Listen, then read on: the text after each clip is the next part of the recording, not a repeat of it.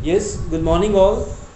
Today I am taking a new topic on income tax, that is the residential status.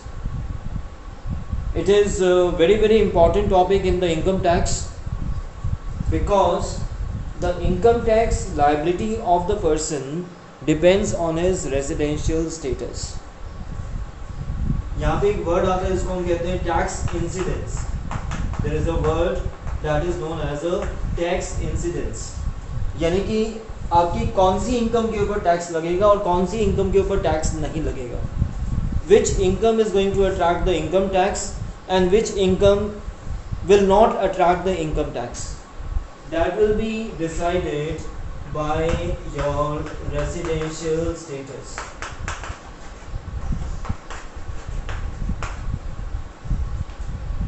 तो that is why you will notice कि जब भी आप कोई भी ITR फॉर्म भरते हैं, you file any income tax return form, whenever you fill the application form for the permanent account number जिसको हम PAN बोलते हैं, और nowadays whenever you open up even a bank account, तो वहाँ पर एक कॉलम बना होता है कि that what is your residential status, whether you are a resident or you are a non-resident. तो why is it important? It is important because जो टैक्स इंसिडेंस जो है वो डिपेंड करता है आपके रेजिडेंशियल स्टेटस के ऊपर. तो इसमें आप देखेंगे कि that if you are a resident of a country, say for example India, अब ये जो अगर आप रेजिडेंट हैं तो that means you will have to pay the tax on all income, whether it is your domestic income. ये मैं आपको सिर्फ इसका आउटलाइन दे रहा हूँ, डिटेल्स में हम लोग बाद में आएंगे. And you will have to pay the tax even on any foreign income.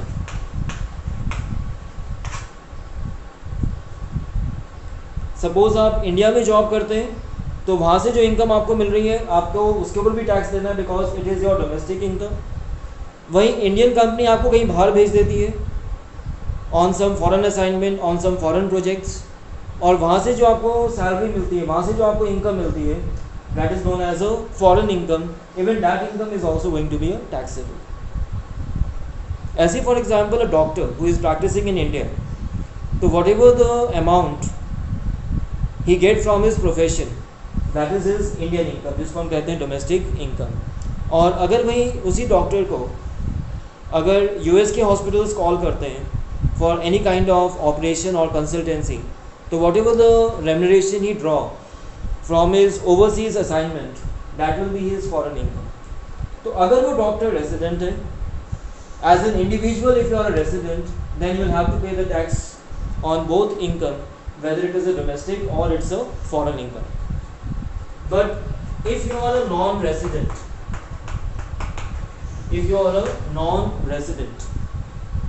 then in most of the cases you will have to pay the tax only on the domestic income. That means the income which you earn in India, that means the income that you have earned from any source which is existing in India. तो आपको सिर्फ उसी income के ऊपर जो है आपको Indian government को टैक्स देना होगा. तो this is the basic difference. हालांकि इसमें एक और कैटेगरी भी आती है जिसको हम कहते हैं नॉन ऑर्डिनरी रेजिडेंट, लेकिन उन डिटेल्स में भी अभी हम नहीं जा रहे हैं because we just trying to understand the basic structure first. तो एक बात क्लियर हो जाती है यहाँ से कि जो रेजिडेंशियल स्टेटस है वो डिसाइड करता है what is the tax incidence. अगर आप रेजिडेंट हैं तो आपको दोनों इनकम पे टैक्स देना है, चाहे डोमेस्टिक है या फॉरेन है. अगर आप नॉन रेजिडेंट हैं तो आपको सिर्फ डोमेस्टिक इनकम के ऊपर टैक्स देना होगा. अब सवाल ये होता है कि how it is decided that whether you are a resident or you are a non-resident. तो वो ज़्यादातर डिसाइड होता है generally on two parameters. One, what is your duration of stay? What is your duration of stay during the previous year? यानी कि हम जिस साल की इनकम कैलकुलेट कर रहे हैं यानी कि जिस साल की इनकम के ऊपर आपको टैक्स देना है उस पर्टिकुलर साल में आपका ड्यूरेशन ऑफ स्टे कितना रहा है. एक एक मोटा मोटा मैं आपको एग्जांपल दे रहा हूँ कि that if you have stayed let us say for minimum 182 days which means approximately half a year, तो आप क्या हो जाते हैं, you become a resident, you become a resident, and plus if you fulfill some other conditions also, जिसके बारे में अभी हम लोग बात करेंगे in a very very short while. Otherwise in some cases it is decided that where is a place of control and management. इसका मतलब अगर आप कोई बिजनेस करते हैं तो उसकी जो मेजर डिसीजंस हैं वो कहाँ से लिए जाते हैं, whether it is taken from India और whether it is taken from the foreign country. If it is taken from India तो it means you are a resident if all those major decisions, यानी कि जो decision making power है, the management and the control of the organisation, if it is located outside India, that means if it is located in the foreign country, तो that means you are a non resident. इसलिए this concept of residential status becomes important. तो इसलिए whenever it comes to the calculation of income tax, so this becomes very very important to first calculate what is your total income and then find out what is the residential status. Now we look at the other points which are related to residential status. Please I request you, जो लोग भी viewers हैं, जो भी आप इस YouTube channel को आप देख रहे हैं, प्लीज़ आप इसके स्क्रीनशॉट आप लेते जाएं, because I am giving you the basic outline of this particular chapter. This is going to help you in the examination also. Exam में जब भी आपको कुछ बेसिक पॉइंट्स रिवाइज करने होंगे तो this particular structure, this particular tree is going to help you a lot. Now let's come to the some other points which are related to residential status.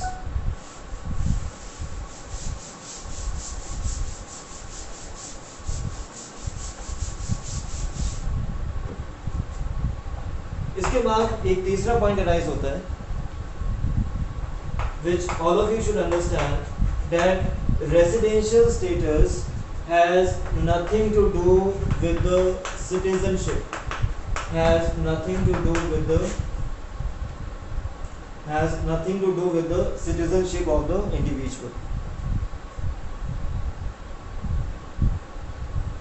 You can be a resident and may be a foreigner also.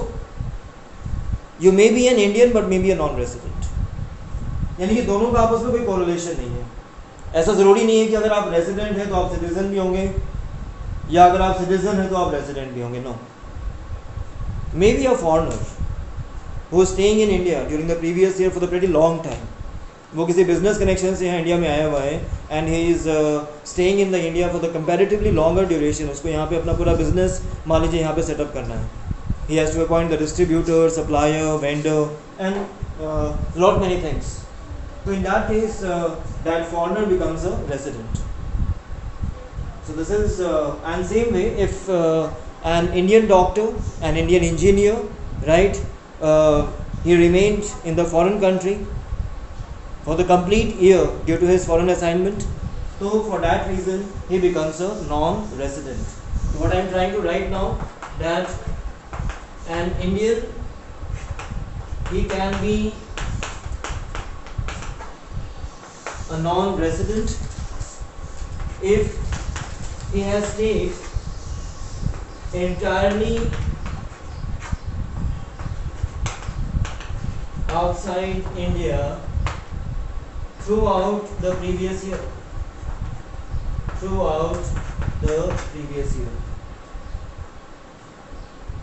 अगर India में आए भी तो सिर्फ 1-2 महीने के लिए, not more. That means his maximum period of stay that remained abroad. So although he is a citizen, but he is a non-resident. And similarly, there can be a foreigner. You may find plenty of examples. जैसे Delhi universities के अंदर you will always find कि बहुत सारे foreign students आते हैं यहाँ पे for education, for learning the variety of languages, for doing the courses in the fine arts, for learning the dental sciences, etc. Right? So although they are the foreigner, but still as they are staying in our country throughout the year, so by that reason they become a resident. So a foreigner can be a resident, if he stayed in our country throughout the year. So for all these reasons, we can say that there is exactly no correlation between the residential status and the citizenship. So a foreigner is a resident if he stayed in India throughout. जितने भी main points हैं मैं साथ में लिखते जा रहा हूँ बोर्ड के ऊपर, and you can just take the screenshot also. This will help you in the understanding. So this is the third point, which is related to residential status.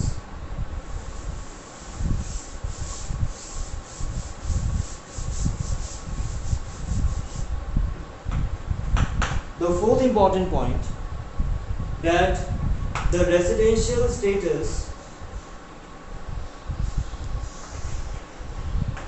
has to be calculated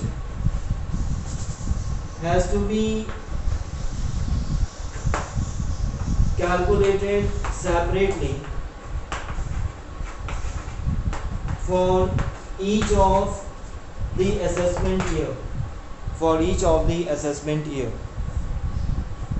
Or in other words, I would like to say that the residential status may change, you can say year to year,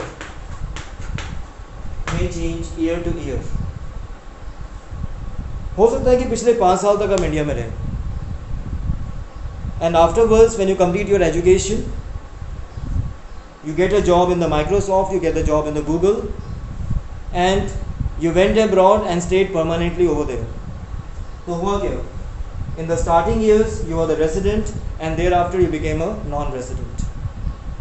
फिर Microsoft ने क्या किया, आपको उठा के फिर उन्होंने आपको इंडिया भेज दिया to look after you can say their Indian operations, and you stayed in India again for you can say for 2-3 years on the consecutive basis. So ultimately what happened, you again became a resident. तो जब तक आप India में पढ़ाई कर रहे थे आप रेसिडेंट थे, बाहर चले गए आप नॉन रेसिडेंट हो गए, फिर दोबारा इंडिया आ गए आप फिर से क्या हो गए, रेसिडेंट हो गए. तो that is why the point is that the residential status may change year to year. तो इसलिए हमें जो रेसिडेंशियल स्टेटस जो होता है, it has to be calculated separately for each of the assessment year, because your period of stay may change from year to year. Same way the place of control and management may also change from year to year.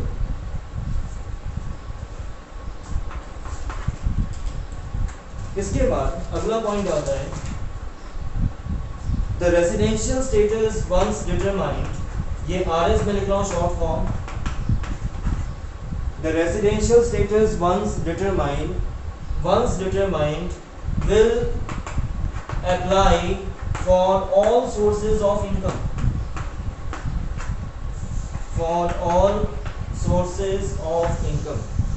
What does it mean? It means that if you are identified as a resident, let us say we calculate the residential status and you are labeled as a resident. अगर suppose आप resident निकल आते हैं तो इसका मतलब वही status आपका apply होगा uniformly for all sources of income.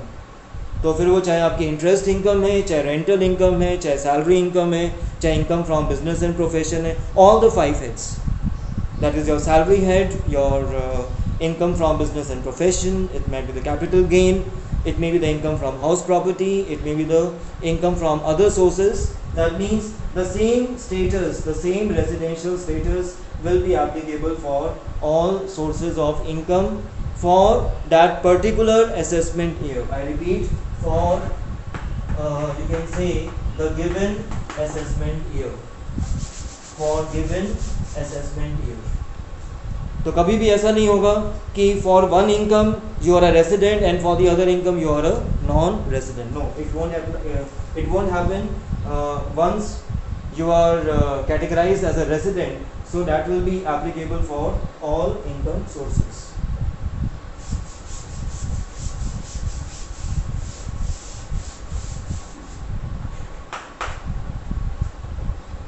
इसके बाद अगला पॉइंट आता है,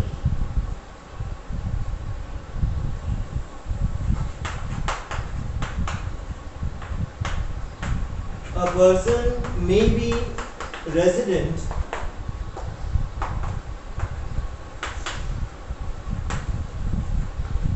in more than one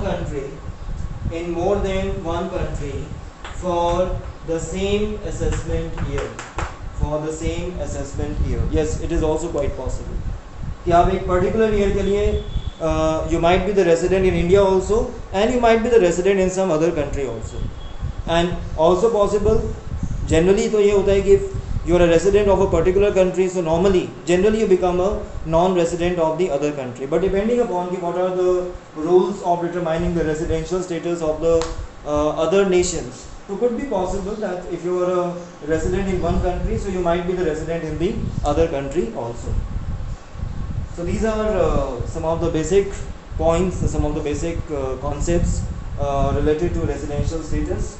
अब हम लोग आते हैं, अब enough theoretical discussion now, अब हम लोग आते हैं कुछ प्रैक्टिकल चीज़ों के ऊपर. So let's try to learn how to find the residential status of the person. Now let's come to how to find out the residential status of the person.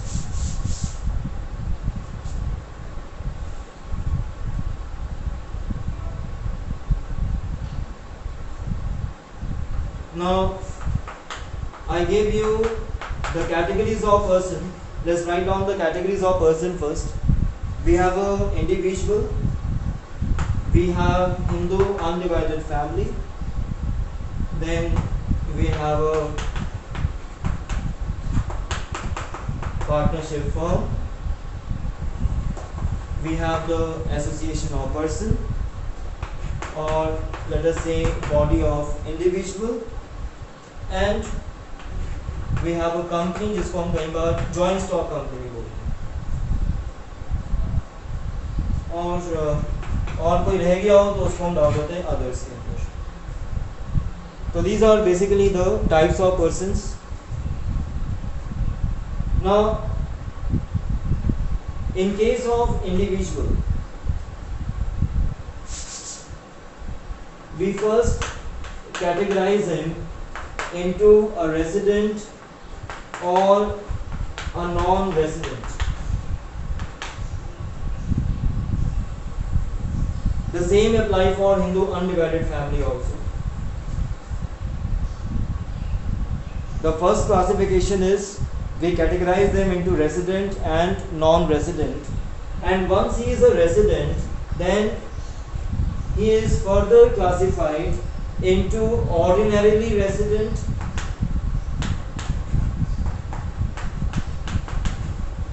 and a non-ordinarily resident. I hope that should be clear to all of you. What I repeat, कि individual and Hindu undivided family, पहले इनको हम दो categories में divide करते हैं, यानी कि या तो ये रेजिडेंट होंगे और या फिर ये नॉन रेजिडेंट होंगे, और अगर रेजिडेंट है तो फिर इनको फिर से दो सब कैटेगरीज में डिवाइड किया जाता है. They might be ordinary resident और they might be a non ordinary resident. So that means what are the possibilities now. So in the case of individual and in the case of HUF, we have resident plus ordinarily resident, we have a resident but non-ordinarily resident, and the third one is we have a non-resident.